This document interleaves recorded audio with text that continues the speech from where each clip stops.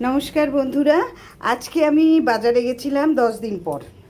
কারণ আমার এই যে নারায়ণী উনি ছিলেন না, উনি না থাকলে আমি ঘর থেকে বেরোতে পারি না।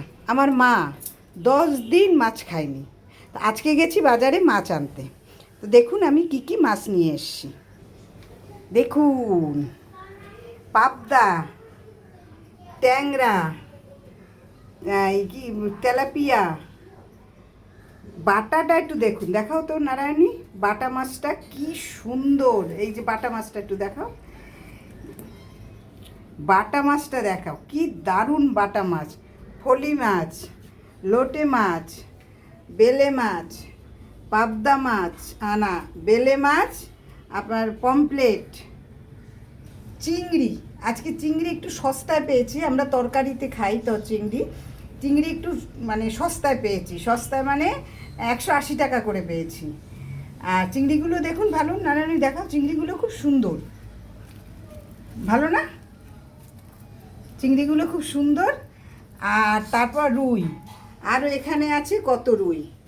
এখন দেখি কোনটা রান্না করব সেটা দেখাবো আপনাদের। কি এত ভালো লেগেছে আজকে, মা এতদিন মাছ খায় না, তো আজকে গিয়ে মার পছন্দ মতো সব মাছ এনেছি।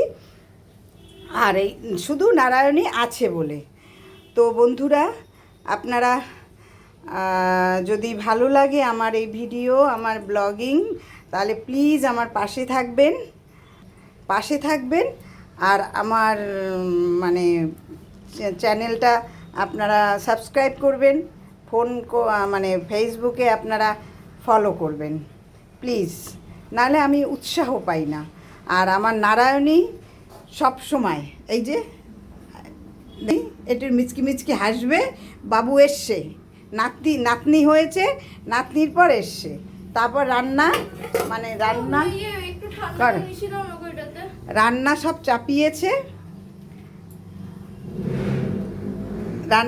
চাপিয়েছে, তো আজকের মতো আপনাদের কাছ থেকে বিদায় নিচ্ছি। নমস্কার।